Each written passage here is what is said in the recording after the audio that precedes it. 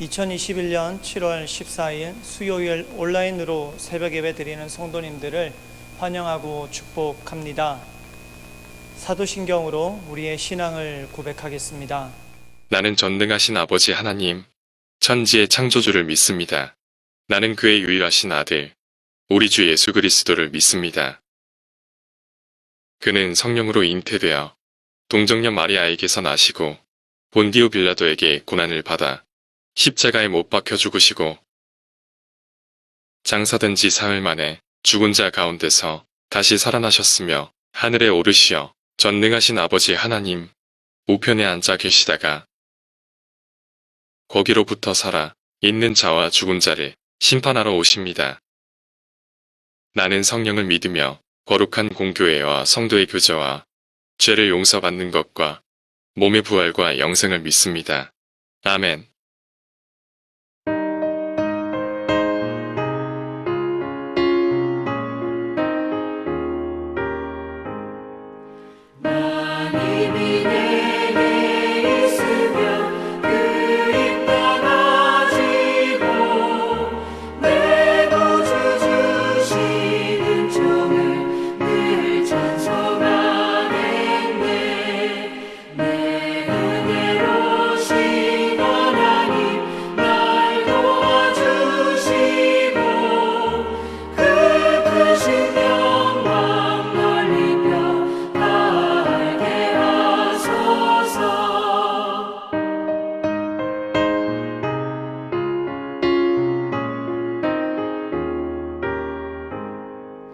내 주의 귀한 이름이 날 위로하시고 이 귀의 음악 같으니 잠이랍게도다. 내 죄의 권세 깨뜨려 그 결 바꾸시고 이 추한 마음을 비로소 정케 하셨네. 아멘.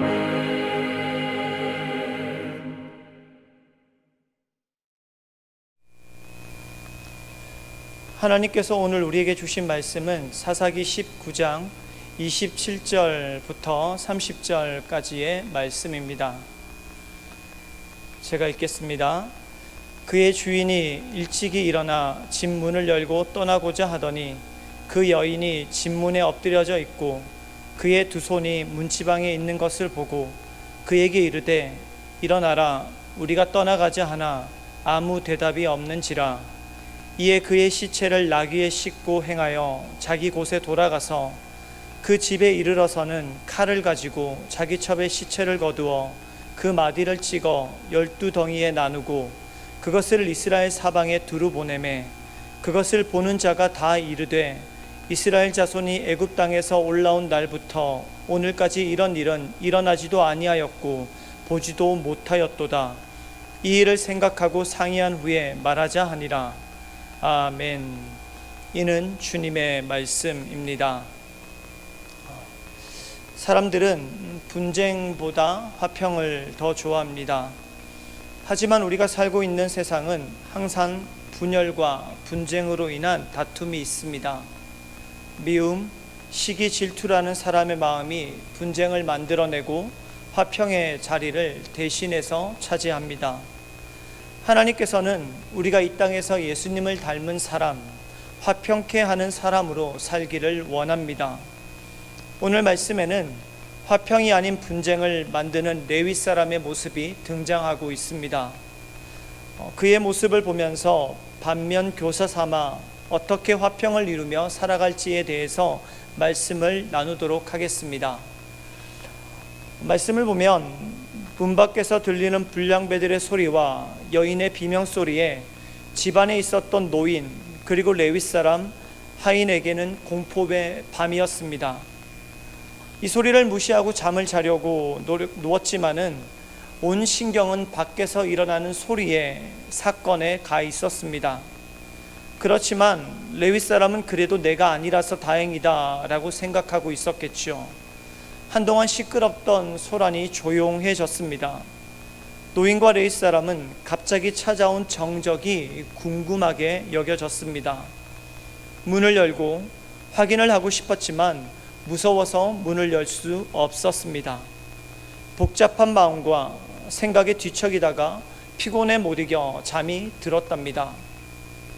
사사기 19장 27절 말씀, 그의 주인이 일찍이 일어나 집 문을 열고 떠나고자 하더니 그 여인이 집 문에 엎드러져 있고 그의 두 손이 문지방에 있는 것을 보고. 문 밖에서 일어난 사건과 어서 에브라임에 가야 한다는 생각에 밤새 뒤척였던 레위 사람은 아침 일찍 잠이 깨었습니다.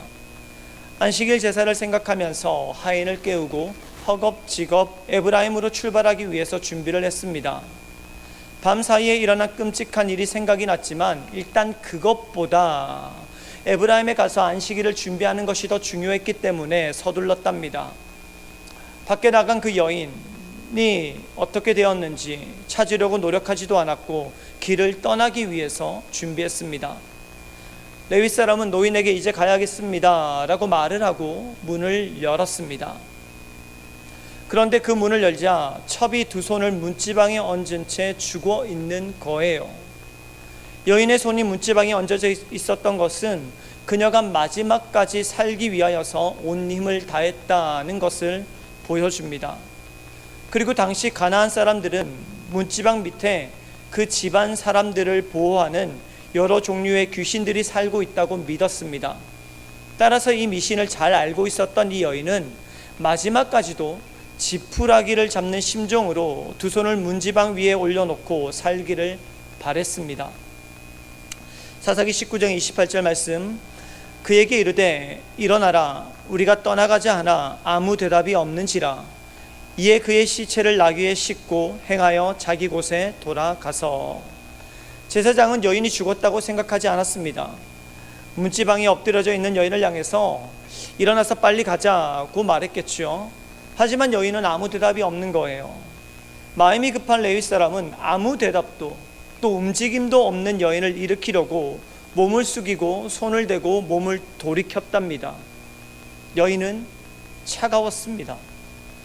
추운 곳에 있었기 때문에 몸이 차가워진 것과는 다른 차가움이 느껴졌답니다. 여인을 일으키지 않고 얼굴을 하늘을 보게 돌려 누웠답니다. 얼굴은 너무 많이 울어서 퉁퉁 부어 있었고 옷은 찢겨져 있었고 온통 흙이 묻어 있었습니다. 여인은 싸늘하게 죽어 있었습니다. 제사장은 죽은 여인의 시체를 나귀에 싣고 에브라임을 향해 떠났습니다. 시체, 죽음을 만지는 사람은 부정해집니다. 레위기 11장 말씀을 보면 사람을 제외한 생명체의 죽음을 만지면 저녁까지 부정하고 그 당시 입고 있었던 옷도 다 빨아야 한다라고 정하고 있습니다. 그런데 부모나 가족이 죽으면 상을 치르고 매장을 해야 하죠. 자연스럽게 시신과 몸이 접촉할 수밖에 없습니다. 자, 그때는 정결해질 때까지 기다렸다가 그 옷을 빨면 된다라고 레위기 21장에서 알려주고 있습니다. 자, 이 여인은 레위 사람의 가족입니다. 가족이 죽었으니 당연히 그 시체를 나귀에 싣고 해 떨어지기 전까지 자기 집으로 돌아가서 장례를 치르면 되는 거예요. 그리고 그것이 이스라엘 전통에서 가족의 의무랍니다. 그리고 그는 안식일을 준비해야 했기에 어서 서둘러 집을 떠나 에브라임으로 출발했습니다. 자, 그렇다면은요, 우리는 에브라임으로 떠난 이 레위 사람이 도착하면 어떻게 할 것인지를 예측할 수 있습니다. 그러나 성경은 우리의 예측과 다르게 말하고 있습니다. 사사기 19장 29절 말씀, 그 집에 이르러서는 칼을 가지고 자기 첩의 시체를 거두어 그 마디를 찍어 12덩이에 나누고 그것을 이스라엘 사방에 두루 보내매 라고 기록하죠. 레위 사람은 안식일을 준비하는 것을 뒤로 미루고 즉시 여인의 시체를 가져왔습니다. 그리고 제사를 드릴 때 사용하는, 제물을 도살할 때 사용하는 칼도 가지고 왔습니다. 그리고 시체를 12덩이로 나누기 시작했습니다. 이스라엘 장례의 절차와 방식을 보더라도 시신은 온전한 상태로 매장해야 되는 거고 그 뼈는 나중에 추스리는 것이 전통입니다. 그것이 죽은 이에 대한 예의이기도 하답니다. 그런데 레위 사람은요, 여인의 시신을 매우 심각하게 훼손하고 있습니다. 여기서 보네메라는 표현은 그의 메시지를 전달하는 사람이 있었음을 암시해주고 있습니다. 레위 사람은 하인들을 불러서 여인의 몸을 칼로 찍어 나누어 12덩이로 담은 다음에 이스라엘 12지파 수령들에게 보냈습니다. 이것은 이스라엘을 격분시켜서 그들을 흥분하게 만들어서 다 함께 일어나 기브아 사람들을 응징하자라고 자극하기 위한 목적이 있었습니다. 이스라엘 사방으로 몸의 각 부분이 전달될 때에 하인들은 레위 사람이 전하라고 한 메시지도 함께 전달했겠죠. 여기서 나오는 시체의 일부를 보내는 행위는 고대 이스라엘 주변 나라에서 전쟁을 소집할 때 사용하던 방식이었습니다. 시리아의 말이라는 도시 국가의 왕의 왕실 서구에서 발견된 편지에 보면은 바하다름이라는 지휘관이 전쟁 중에 주변 도시들에게 지원군을 요청했습니다. 그러나 그 지원군들이 일부러 늦장을 부리면서 전쟁터에 오지 않는 거예요. 그래서 바하드림은 왕에게 이 상황을 설명하면서 왕에게 한 가지 요청을 했답니다. 그 요청은 이런 내용입니다. 자신이 잡고 있는 범죄자들을 죽여서 그들의 머리를 잘라 지원군들이 있는 곳에 보내게 해 주십시오. 그러면은 그 머리를 보고 그들이 두려워서 빨리 이곳으로 올 것입니다 라는 것을 요청했다는 거예요. 이런 메시지가 담겨 있는 거예요. 전쟁에 참여하지 않으면은 죽은 이 사람처럼 너희들도 똑같이 될 것이다 라는 경고의 메시지를 주는 것이지요. 이와 유사하게도 사무엘상 11장 말씀을 보면 사울도 이방 족속이 침략해 왔을 때에 소 한 겨리를 각을 떠서 이스라엘 각 지파들에게 보내기도 했답니다. 지금 레위 사람은 주변 나라의 전쟁 소집 방식을 통하여서 이 기브아 성읍을 심판해야 합니다. 그렇게 여러분들이 동참하지 않으면 여러분들이 심판받을 것입니다 라고 하면서 이스라엘 땅에 전하고 있습니다. 여호와 하나님의 백성으로 전통을 지켜나가야 할 레위 사람이 그 전통을 버리고 시신을 훼손하고 있으며 이웃 나라의 관습을 따라서 이스라엘을 선동하고 있습니다. 기브아 성읍, 타락한 성읍이죠. 그리고 그 땅의 불량맨들이 한 짓은 분명 악한 짓입니다. 그 일은 숨겨지는 것이 아니라 공개되어야 하고 반드시 심판받아야 합니다. 그러나 이 모든 것을 마주한 레위인은 시체를 훼손하고 이스라엘을 선동하기 이전에 눈물 흘리면서 자신의 죄를 회개해야 했습니다. 그는 하나님의 일을 하는 사람이지만 스스로 먼저 하나님의 율법을 어기고 죄를 행했던 사람입니다. 또한 그는 자기 대신 첩을 희생하게 했고 죽음에 이르게 만드는 원인을 제공했답니다. 그럼에도 불구하고 그는 자신의 죄를 전혀 깨닫지 못하고 있습니다. 자신의 잘못과 죄는 보지 못하고 기브아 성읍에 대한 적개심으로만 가득 차 있는 모습을 우리는 말씀을 통해 볼 수가 있습니다. 마태복음 7장 3절 말씀 우리가 함께 읽어보겠습니다. 어찌하여 형제의 눈 속에 있는 티는 보고 내 눈 속에 있는 들보는 깨닫지 못하느냐. 손바닥도 마주쳐야 소리가 납니다. 우리는 예기치 못했던 어떤 위기나 환난에 직면하게 될 때에 가장 먼저 생각해야 하는 것이 있습니다. 그것은 나는 어떠한가입니다. 누군가 나에게 손을 내밀었는데 나도 그에게 손을 내밀지 않아서 같이 손을 내밀어서 손바닥 소리가 났는지를 우리는 생각해 보아야 한다는 거예요. 물론 나의 잘못이 아주 작을 수 있습니다. 그리고 상대방의 잘못이 명백해 보이고 아주 큰 잘못으로 보일 수도 있습니다. 하지만 성령께서는 내 안에 있는 작은 것을 무시하지 않고 나를 살피고 또 주님의 뜻이 어디에 있는지 찾을 길을 원하십니다. 천둥이 칠 때 도둑이 정직해진다는 말이 있습니다. 우리는 성령의 깨닫게 하심을 따라 잘못을 가지고 주께 나와 회개할 수 있어야 합니다. 하나님께서 우리에게 주신 말씀은 다른 사람을 판단하고 정죄하라고 주신 것이 아니라 그 말씀으로 나를 살피라고 주셨다는 것을 기억해야 합니다. 말씀으로 자신을 살피고 점검하는 성도가 회개의 기회를 얻을 수 있고 애통하는 마음을 가지고 나의 잘못과 죄를 가지고 회개할 때 하나님께서 그 마음을 위로해 주십니다. 말씀으로 나를 철저히 살펴 회개의 기회를 얻고 하나님의 위로를 경험하는 용기 있는 성도가 되어야 합니다.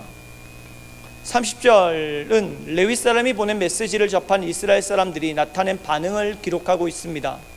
사사기 19장 30절 말씀, 그것을 보는 자가 다 이르되 이스라엘 자손이 애굽 땅에서 올라온 날부터 오늘까지 이런 일은 일어나지도 아니하였고 보지도 못하였도다. 이 일을 생각하고 상의한 후에 말하자 하니라. 기바 성읍에서 일어난 사건은 이스라엘 사람들에게 소돔의 죄악과 그에 대한 하나님의 심판을 떠올리게 했을 것입니다. 이스라엘에 있어서는 안 되는 끔찍한 일이었습니다. 이스라엘 모든 지파가 이 문제를 해결하기 위해서 총회를 열고자 했습니다. 자신을 돌보지 않는 레위 사람의 행동은 민족의 다툼과 분열을 가져오게 만들었습니다. 하나님을 섬기는 레위 사람은 평화를 만드는 자가 아니라 전쟁을 일으키는 사람이 되었답니다. 하나님 앞에 나아가서 문제를 해결하지 않고 동족들을 선동해서 서로가 서로에게 칼을 들이대는 결과를 초래하게 만들었습니다. 로마서 14장 19절 말씀을 보면 이렇게 말합니다. 그러므로 우리가 화평의 일과 서로 덕을 세우는 일을 힘쓰나니. 예수님을 믿고 하나님의 자녀로서 거듭난 우리는 화평을 만들고 세우는 일에 힘써야 합니다. 여기서 힘쓰나니라는 단어는 적극적으로 애쓸 것을 강력하게 권면하는 말입니다. 서로의 다름을 인정하고 모든 문제 속에서 실제로 서로에게 유익을 주는 것을 선택하여 공동체를 든든하게 세워가기 위해서 노력해라고 말하는 것입니다. 여러분, 이 땅에는 화평을 만드는 사람이 있고 누군가의 잘못을 드러내거나 서로를 이간질하거나 불화를 조장하여서 분란과 분쟁을 일으키는 사람이 있습니다. 예수님께서 이 땅에 화평의 왕으로 오신 것처럼 우리도 머무는 자리에서 화평을 만드는 성도로 살아가야 할 것입니다. 미워할 사람 다 미워하고 원수 갚는 것 다 갚고 살고 싶죠. 그러나 그렇게 사는 것이 그리스도인의 삶이 아니라는 것을 우리는 너무나 잘 알고 있습니다. 분명 다른 사람에게 큰 잘못이 있지만 그것은 하나님께 맡기고 우리는 기도해야 합니다. 너무 믿고 서운해도 하나님 앞에서 기도로 풀고 노력해야 합니다. 용서할 수 없지만 용서의 마음을 달라고, 사랑할 수 없지만 하나님 나에게 사랑하는 마음을 주십시오 라고 기도하는 것이 그리스도인의 모습이랍니다. 내 마음에 편하고 시원하게 원하는 대로 해결하려고 하면은요, 화평을 이룰 수 없습니다. 분란, 분열, 다툼이 찾아옵니다. 모든 것을 내려놓고 하나님의 말씀대로 용서하고 사랑할 때 하나님의 화평이 내가 머무는 곳에, 그리고 나의 마음 가운데 임할 것입니다. 오늘 말씀을 통하여서 두 가지를 기억하고 기도하시기 바랍니다. 어떤 위기나 환난의 이유를 주변에 두지 마십시오. 먼저 하나님의 말씀에 나를 비추어서 자신을 돌아보십시오. 주님께서 하나님의 마음을 깨닫게 하실 것이고 내가 머무는 곳에서 화평케 하는 자로 살아가게 하실 것입니다. 성도님들이 머무는 장소와 마음에 하나님의 화평이 함께하기를 주님의 이름으로 축복합니다. 기도하겠습니다. 사랑과 은혜가 풍성하신 하나님 아버지, 매일 주님을 닮아가기를 소원합니다. 특별히 주신 말씀을 따라 화평케 하는 자로 살아가게 하옵소서. 내 눈에 들보를 먼저 볼 수 있는 눈을 주시고 말과 행동에 절제하며 하나님의 지혜를 구하게 하옵소서. 그리하여 주님의 마음으로 용서하고 사랑하는 삶을 통하여 화평을 이루는 자로 살아가기를 소원합니다. 나의 가정이, 학교가, 직장이, 그리고 우리 교회가 나를 통하여 화평을 누리게 하옵소서. 또한 두려움과 염려로 가득한 나의 마음이 하나님의 말씀으로 화평을 누리는 하루가 되게 하옵소서. 예수님의 이름으로 기도드립니다. 아멘. 다 같이 주기도문으로 예배를 마치겠습니다. 하늘에 계신 우리 아버지, 아버지의 이름을 거룩하게 하시며 아버지의 나라가 오게 하시며 아버지의 뜻이 하늘에서와 같이 땅에서도 이루어지게 하소서. 오늘 우리에게 일용할 양식을 주시고 우리가 우리에게 잘못한 사람을 용서하여 준 것 같이 우리 죄를 용서하여 주시고 우리를 시험에 빠지지 않게 하시고 악에서 구하소서. 나라와 권능과 영광이 영원히 아버지의 것입니다. 아멘.